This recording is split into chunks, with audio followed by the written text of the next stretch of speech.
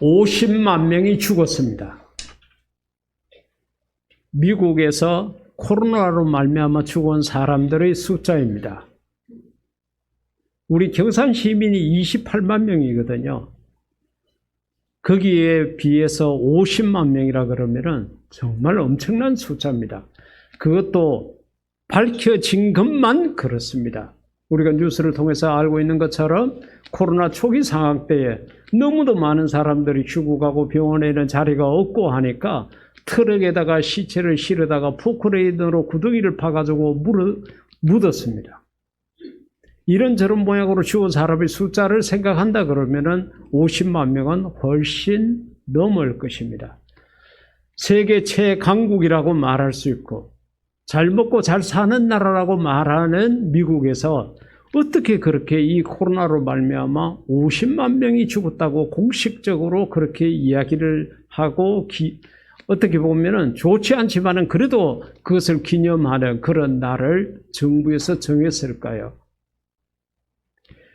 도대체 이 코로나라는 것이 무엇인지 그 정체를 몰랐습니다.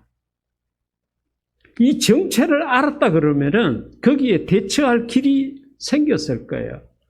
근데 사람들은 죽어져 나가는데 도대체 이 병이 무엇인지 원인이 어디에 있는지를 정체를 모르니까 그 정체를 알기까지 죽은 사람들이 그렇게 많아지게 되었습니다. 지금은 이제 시간이 흐르고 이렇게 하니까 이게 코로나가 왜 발생했는지 알았습니다. 그리고 여기에 걸리지 않으려면은 이렇게 하면 되겠다가 백신이라는 게 나왔습니다. 코로나에 이렇게 걸린 사람은 이렇게 치료하면 된다는 치료제도 나왔습니다. 그래, 코로나 정체를 아니까 예방을 위한 백신도 나오고 치료를 위한 치료제도 나오게 됐다는 거죠. 그러니까 우리가 무슨 일을 하든지 간에 잘못되었을 때 특히 이 일이 왜 이렇게 생겼는지, 이 일이 왜 이렇게 무너지고 여기에 왜 실패를 하고 여기에 내가 왜 좌절을 했는지 그 원인을 정확하게 아는 것은 참 중요합니다. 우리가 사순절기 때마다 늘 죄인이라는 소리를 참 많이 듣습니다. 그 소리를 들을 때마다 기분 좋은 사람은 없죠. 그럼에도 불구하고 우리가 이 세상을 살아가면서 죄에 대해서는 너무도 모르고 살아가는 그런 모습이 없잖아 많이 있습니다. 왜 그런가 하면은 좋은 표현으로 하면은 우리가 너무 거룩해서 그래요. 성경만 알려 그러고 하나님만 알려 그럽니다. 그런데 그 하나님의 일을 방해하는 죄라는 것에 대해서 우리가 별로 관심을 가지지 않고 그 다음에 우리가 복음을 전해야 될 세상이라는 것에 대해서 너무도 몰라요. 코로나 초기 때 뉴스에 나왔던 그런 그림들을 기억해 보십시오. 그 가운데 어느 교회 사모님이 분무기로 소금물을 가져다가 교인들의 입에다가 뿌린 장면이 나옵니다. 그리고 결국 그 교회 교인들이 다 확진이 되고 이렇게 됐습니다. 왜 그래요? 무식하게 했습니다. 세상을 너무 모르는 거예요. 무조건 기도하면 된다.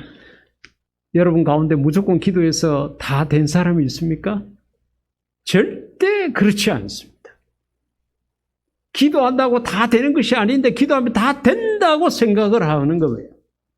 성경도 모르고 세상도 모르고 그러니까 우리가 하나님만 너무 알려고 그러고 예수님만 알려고 그러고 세상에 대해서는 관심이 없고 이 하나님과 우리 사이를 갈라놓는 죄에 대해서 알려고 하지 않습니다.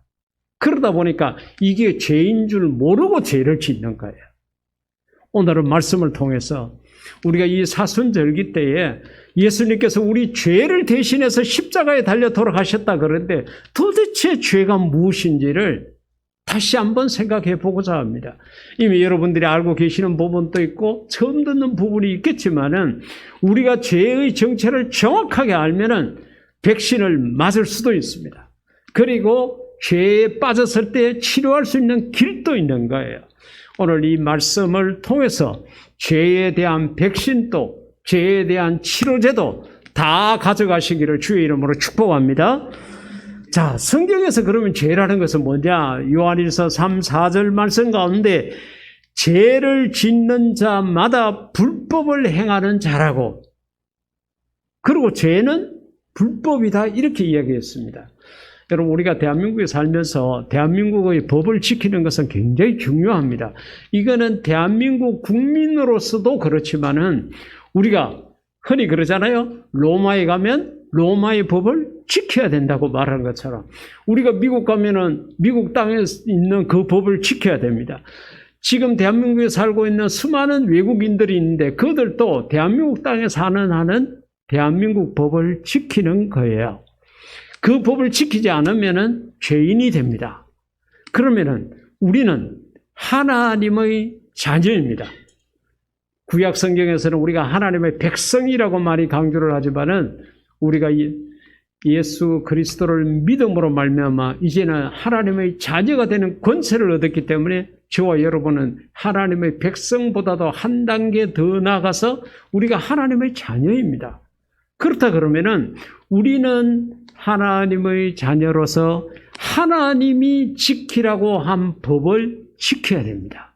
그러니까 이 요한일서 3장에서 말하는 불법이라는 것은 대한민국 법을 기준으로 해가지고 불법이라고 한 것이 아니라 하나님의 말씀을 기준으로 해가지고 그 말씀대로 살지 않는 것이 불법이고 그것이 죄라는 겁니다. 그렇기 때문에 우리는 두 가지 역할을 다 해야 합니다. 대한민국 국민으로서 대한민국의 헌법을 모범적으로 지켜야 됩니다. 그리고 우리는 하나님의 자녀로서 하나님이 원하시는 걸음만 걸어야 돼요. 하나님 말씀을 지켜야 돼요. 이 하나님의 말씀대로 살지 않는 것이 바로 죄라는 것입니다. 그러게 우리의 마음속에는 두 개의 자가 있어야 되겠죠. 하나는 대한민국 헌법이라는 자가, 하나는 하나님의 말씀이라는 자. 이 두 가지 자가 있어가지고 내가 무슨 말을 하고 무슨 행동을 할 때에 항상 이 두 가지 자를 대봐야 됩니다. 그런데 문제는 그럼 갈등이 생기는 것은 무엇이냐? 하나님의 말씀으로 봤을 때는 불법인데 대한민국 헌법으로 봐서는 불법이 아니단 말이에요. 자, 이런 경우가 있습니다.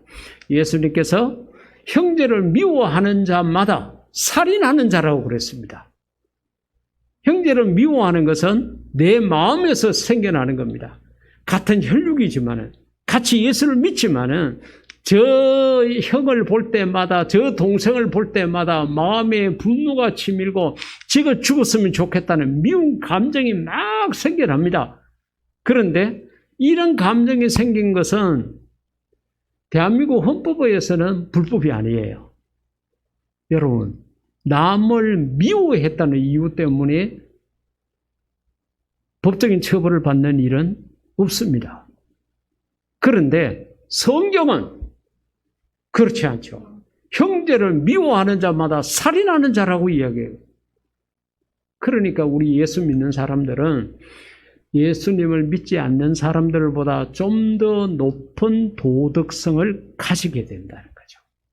그렇기 때문에 여러분들 세상을 하나님의 자녀처럼 살아갈 때에 무엇이든지 품위 있게, 무엇이든지 하나님의 자녀답게 그렇게 사는 이런 노력을 열심히 할 수 있기를 주의 이름으로 부탁을 드립니다. 자, 그러면은 죄라는 것은 어디서 생기느냐? 이게 중요한 거예요. 오늘 아침에 국제 뉴스를 보니까 아프리카의 케냐에는 메뚜기 떼 때문에 정말로 너무도 살기가 힘들어가지고 이제 그 메뚜기를 식용으로 이렇게 이제 바꿔가지고 먹는 것. 우리 한국 사람 같으면은 그 메뚜기 있는 대로 다 잡아먹고 그러겠죠.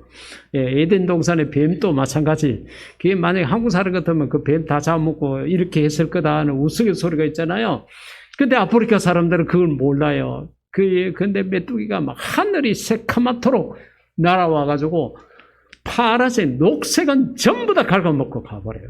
그러니까 농사를 지어가지고 이렇게 먹고 사는 아프리카 사람들이 너무 힘들어하는 거예요.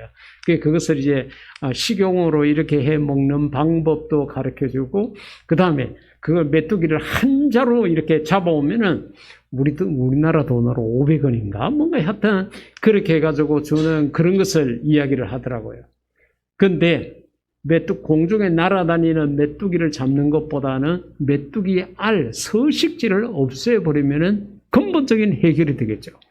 죄라는 것이 여러 가지 모양으로 있지만은 죄가 도대체 어디서 생기노 이게. 이것을 알고 그 원인을 제거한다 그러면은 우리는 죄하고 상관없이 살아갈 수 있을 겁니다. 죄가 어디서 생기는지 성경은 이렇게 이야기하고 있습니다. 야고보서 1장 14절 오직 각 사람이 시험을 받는 것은 자기 욕심에 끌려 미혹됨이니 욕심이 잉태해가지고 죄를 낳게 되고 그 죄가 결국은 사망에 이르게 한다는 것을 순차적으로 이야기했습니다. 욕심이 있고 욕심이 잉태돼가지고 죄를 낳고 그 죄가 사망으로 끌고 간다고 그렇게 이야기를 했습니다. 여러분, 사람이 세상을 살아가면서 욕심이라는 것을 버리는 것이 제일 힘듭니다. 제일 힘들어요. 저 같은 목회자들이 목회를 하면서 가장 어떻게 보면은 힘들게라도 버려야 될 게 뭔가 하면은 숫자에 대한 욕심입니다. 저는 동료 목회자들이나 후배들에게 그런 이야기를 합니다. 숫자에 대한 욕심을 버리고 목회를 해라. 다시 말하면은 교인이 몇 명 모이느냐, 모이는 그 숫자에 대한 그 미련을 버려라. 그리고 두 번째는 받는 생활비에 대한 욕심을 버려라. 생활비를 얼마를 받고 못 받고 보너스가 1년에 몇 프로고 이런 숫자에 대한 걸 욕심을 버리고 하나님만 바라보고 목회를 하라. 그와 같이 이야기를 합니다. 근데 그게 정말 어려운 일이죠. 그런데요, 그러한 욕심으로부터 벗어나면은 진리가 너희를 자유케 하리라는 그 자유를 만끽하게 됩니다. 어디서든지 자유롭고 어떤 사람을 만나도 자유롭고 모든 것에서 떳떳합니다. 그런데요, 저런 욕심에 이끌려가지고 권력에 대한 욕심, 돈에 대한 욕심, 건강에 대한 지나친 욕심, 여러 가지 욕심에 끌려들게 되면은 거의 다 죄의 밭으로 걸어 들어가게 되어 있어요. 그런데 여러분, 정말로 죄에 대한 욕심을 한번 세상을 살아가면서 내 눈에 보이는 모든 것에 대한 욕심을 한번 버려보십시오. 그러면은 죄의 줄을 끊을 수가 있습니다. 이 욕심에 이끌려서 우리가 죄와 더불어 먹고 뒹굴고 죄와의 이 인연을 끊지 못하는 경우가 많이 있습니다. 제가 아무리 생각해도요, 이 욕심에 관한 가장 좋은 예화는 고돌이라는 화투놀이일 것 같아요. 고돌이 아시죠?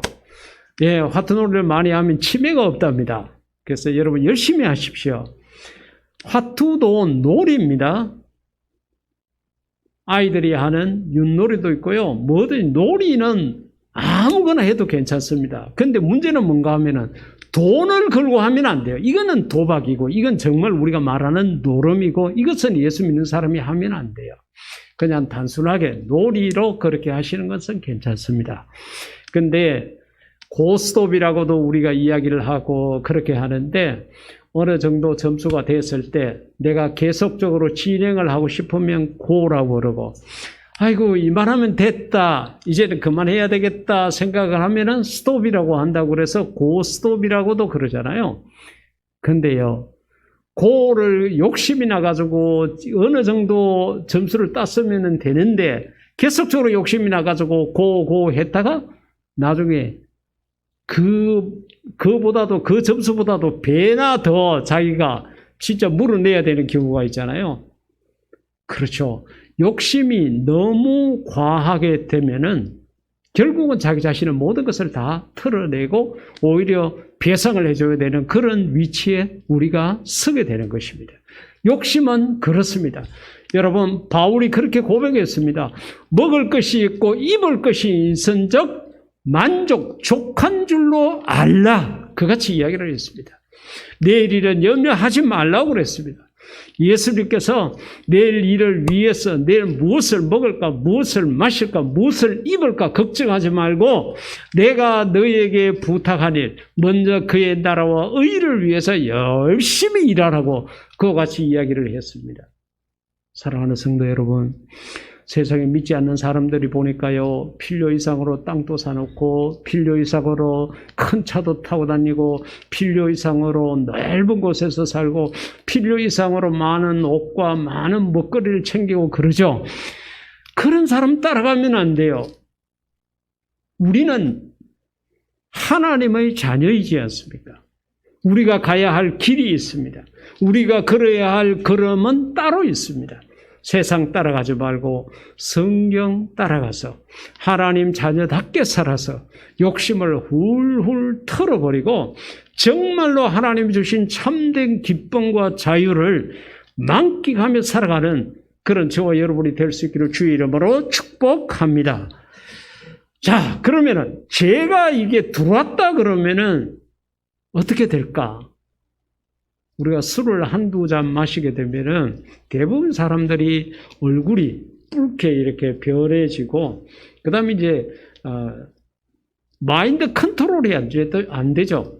자기 자신이 의도하는 말을 하지 않고 엉뚱한 말을 하고, 나는 똑바로 가고 싶은데 그런거리는 엉뚱한 데로 가고, 내가 의도하지 않는 곳으로 가게 돼요. 죄라는 것이 우리 속에 들어오게 되면은 여러 가지 변화가 일어납니다. 근데 그 가운데 정말로 놀라운 것은 뭔가 하면은 하나님과 우리 사이를 단절시킨다는 거죠. 요한일서 1장 10절 가운데 보니까 만일 우리가 범죄하지 아니했다. 내가 뭐 잘못했는데? 내가 왜 죄인인데? 내가 왜 교회 갈 때마다 성경을 볼 적마다 사순절이 될 때마다 죄인이라는 소리를 듣고 회개하라는 소리를 듣고 왜 그래야 되는데?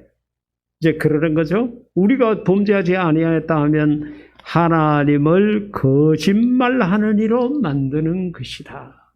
하나님을 욕되게 하는 거예요. 나는 거룩하고 하나님은 죄인이고 이렇게 되는 거예요. 그러면은 하나님을 구원하기 위해서 내가 십자가를 져야 되는 이런 상황이 될지도 모릅니다. 또한 그의 말씀이 우리 속에 있지 아니하니라.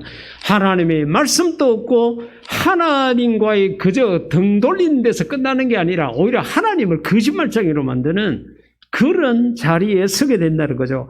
이사야 59장 2절에서는 더 피부에 와닿는 표현으로 이야기를 합니다. 오직 너희 죄악이 너희와 너희 하나님 사이를 갈라 놓았고, 하나님과 우리 사이는 아버지와 자녀와의 관계입니다. 창조주와 피조물의 관계입니다. 하나님은 은혜를 주시는 자요, 우리는 은혜를 받는 자요. 하나님은 복을 주시는 자요, 우리는 그 복을 받는 자입니다. 그런데 이 하나님과 우리를 갈라놨다는 거죠. 뭐가? 죄악이. 죄의 파괴력이 이만큼 무섭습니다. 얼마나 죄라는 것이 우리를 비참하게 만드는지 모릅니다. 그 하나님 사이를 갈라놓고 너희 죄가 그의 얼굴을 가리어서, 죄 때문에 부모와 자식은 얼굴을 보고 살 때가 가장 행복합니다. 때로는 애먹이는 자식 얼굴 보기도 싫고 그렇겠지만은, 그러나 그래도 자녀가 아직까지 내 품에 있고 나와 자고 일어나서 같이 엄마 아빠를 볼 수 있고 자식을 볼 수 있을 때가 가정의 행복은 그게 다다르게 됩니다. 나중에 유학한답시고 취업했다고 결혼했다고 일단은 가정이라는 울타리를 떠나서 얼굴을 자주 볼 수 없게 될 때에는 그 행복지수가 그만치 내려가게 되는 거예요. 하나님은 날마다 우리 보기를 원하십니다. 하나님께서 이 엿새 동안 세상을 창조하시고 일곱째 날에 안식하셨습니다. 그냥 쉬기 위해서가 아니라 하나님이 우리를 만나고 싶어 하시는 거예요. 예배하는 자들을 찾으시느니라. 하나님이 우리를 보고 싶어 해요. 하나님이 우리 얼굴을 보고 싶어 하는 거예요. 근데 죄라는 것이 하나님과 우리 사이를 딱 가려가지고 하나님하고 상관없는 존재로 만드는 건데. 여러분, 사망이라는 원어의 뜻은 무엇인가 하면 분리라는 의미를 가지고 있습니다. 이 분리라는 것은 영과 육이 분리된다. 그렇죠. 우리가 세상을 살다가 내 속에 영이 있는데 영은 죽지 않죠. 영은 사람들이 살인을 저지르는 것처럼 그렇게 할 수 없는 존재입니다.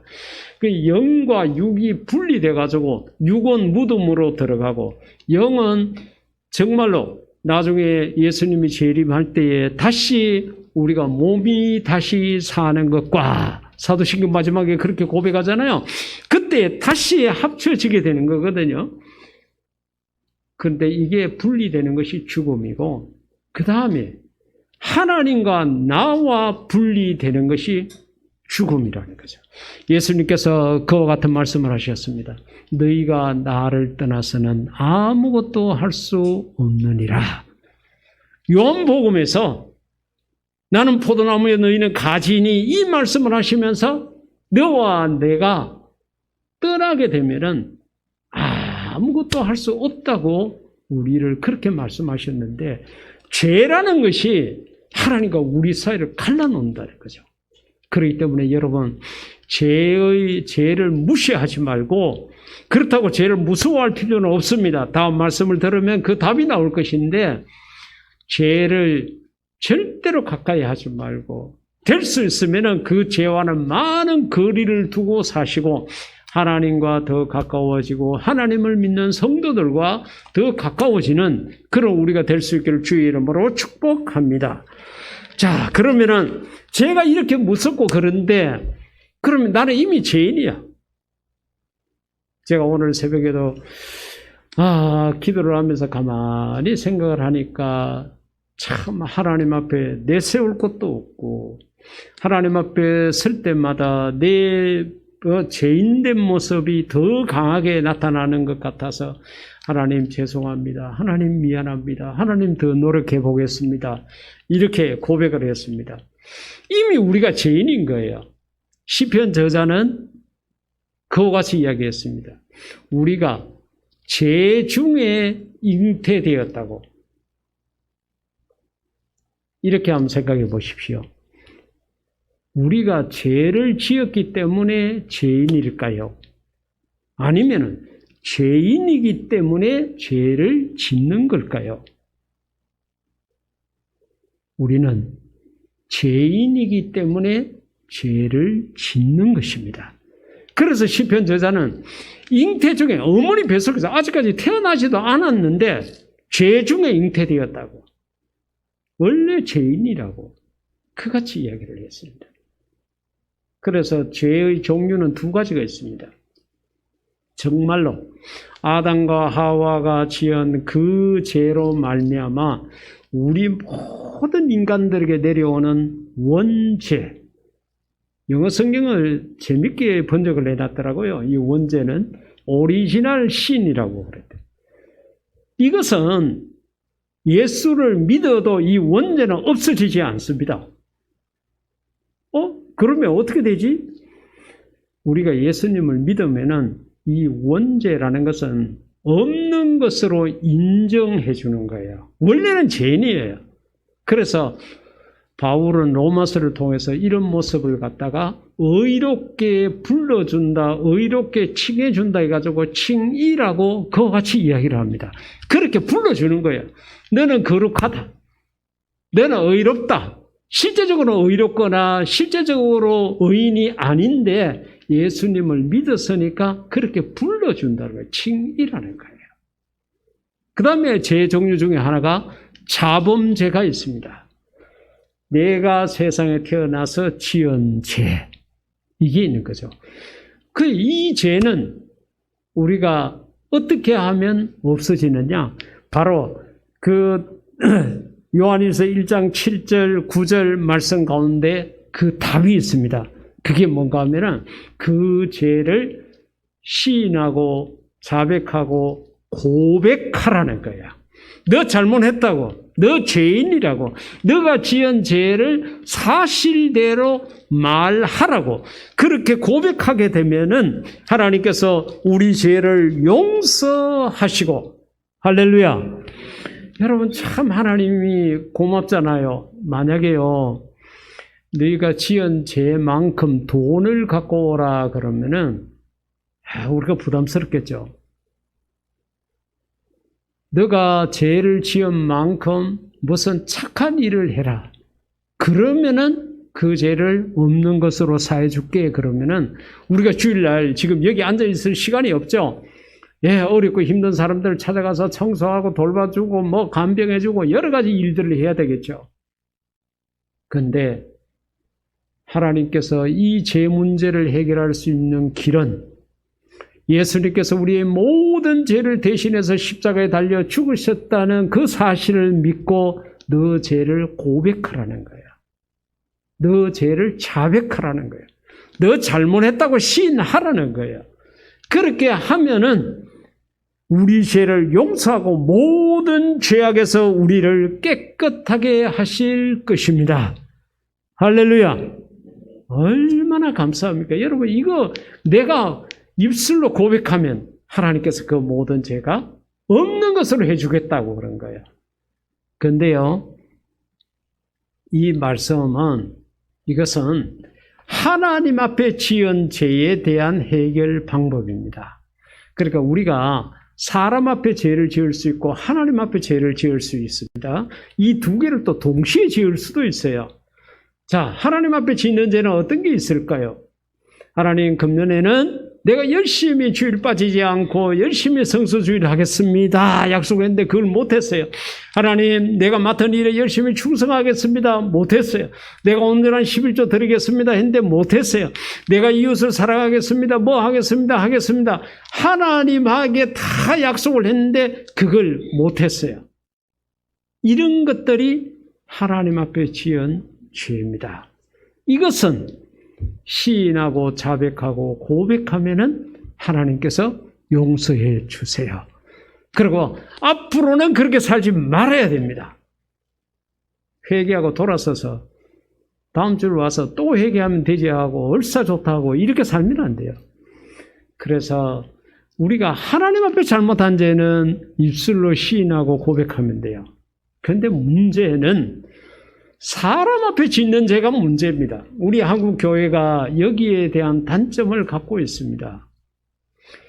무조건 회개하고 고백하면 된다는 여기에 하나님 앞에 지은 죄나 사람 앞에 지은 죄나 전부 다 뭉텅거려 가지고 갖다 넣어버리니까 우리 교인들이요, 뭘 잘못하고 그렇게 하고도 사과를 잘 안 해요.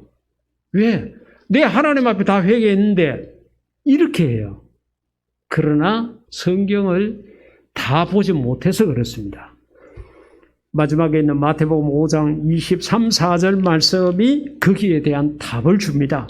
뭔가 하면은 그러므로 예물을 제단에 드리려다가, 이건 예수님께서 직접 하신 말씀입니다. 만약에 그 시대에 다른 사람이 이 말을 했다 그러면은 아마 맞아 죽었을 거예요. 예수님께서 직접 하신 말씀인데 예물을 제단에 드린다는 것은 하나님 앞에 예배드리는 겁니다.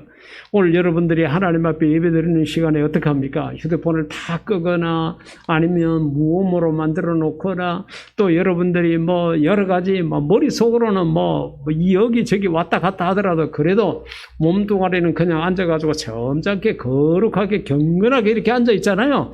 예배 시간에 감히 어디 들락거리고 시끄럽고 전화 받고 이렇게 한다 이런 생각을 못 하잖아요.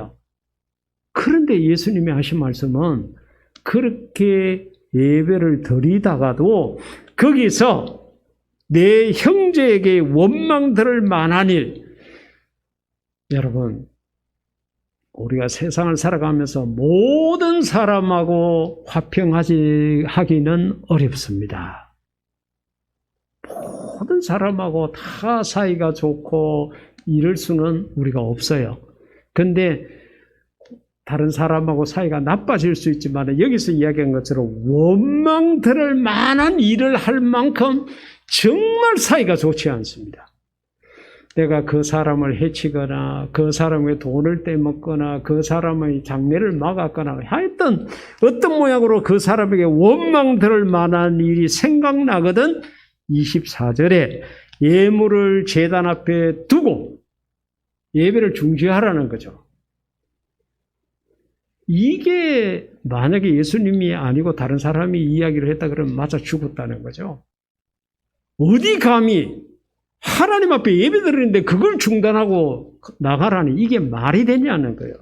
그런데 예수님께서는 말씀하시기를 먼저 가서 예배 드리다가 예배를 중지하고 그 형제와 화목하고 화해하라는 거예요.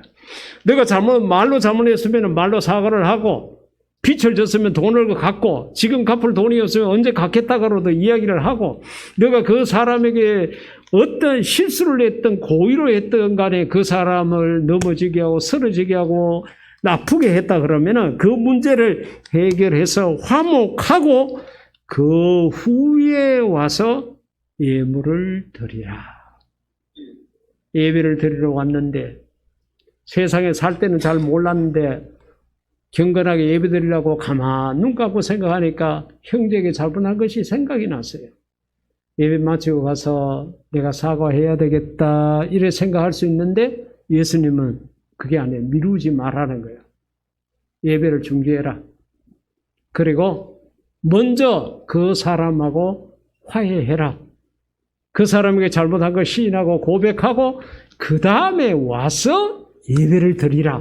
이같이 예수님께서 말씀하신 거예요. 여기에 우리가 떳떳하지를 못합니다. 내가 잘못하기는 사람에게 잘못해놓고 회개는 하나님 앞에만 해요. 그러니까 이 사람은 계속적으로 나에 대한 원망, 불평 이런 마음들이 가득 차 있습니다. 그런데 나는 착각을 하는 거예요. 이 사람에게 상처를 줬는데 이 사람에게는 말 한마디도 하지 않고 하나님 앞에서만 내가 잘못했다고 내가 죄인이라고 막 거기서 울고 불고 금식하고 철회하고 난리를 지기는 거예요. 이건 성경을 잘못한 것입니다. 사람에게 잘못한 것은 사람에게 사과를 해야 합니다. 사람에게 용서받아야 됩니다.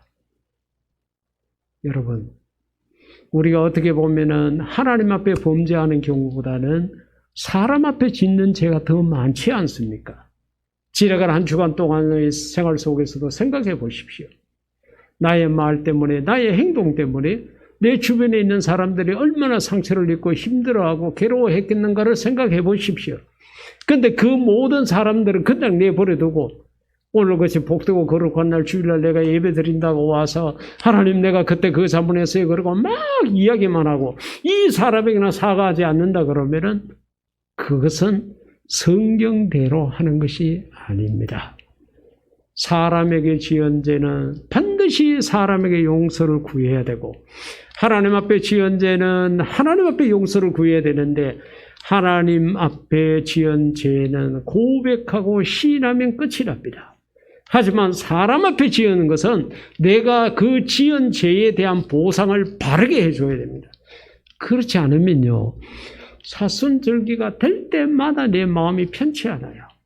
죄인이라는 소리를 들을 때마다 내 마음이 괴로워요. 그래서 하나님 주시는 평안은 온데 간데 없습니다. 늘 마음이 힘들고 괴롭고 고통스럽고 이렇게 돼가지고 믿음이 주는 참 자유를 맛보지도 못하고 할렐루야라는 그 기쁨 속에 들어가지도 못하는 거예요. 사랑하는 성도 여러분, 죄라는 것이 우리를 정말로 힘들게 하고 우는 사자처럼 우리를 넘어뜨리려고 하고 오기 때문에 우리가 그것을 다 이길 수는 없습니다. 하지만 하나님께서는 성령님을 통해서 그 죄를 이길 수 있는 힘을 주시고 예수님의 십자가의 보혈을 통해서 이 죄를 씻을 수 있는 그 방법을 주신 것입니다.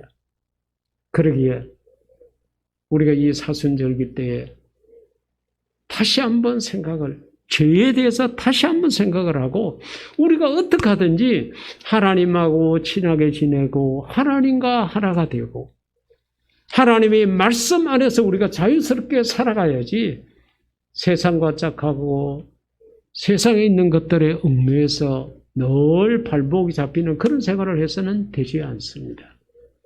오늘 죄의 정체가 무엇인지를 성도 여러분들이 정확하게 알았으니까 다시는 죄의 올무에 빠지지 않도록 노력을 하시고 혹시나 죄에 빠지게 되었을 경우에는 하나님 앞에 한 것은 하나님이 원하시는 방법대로 사람에게 죄 지은 것은 사람에게 마땅히 해야 할 것을 잘 행해서 늘 우리의 마음속에는 하나님이 주시는 참된 평안과 기쁨이 있기를 주의 이름으로 축복합니다.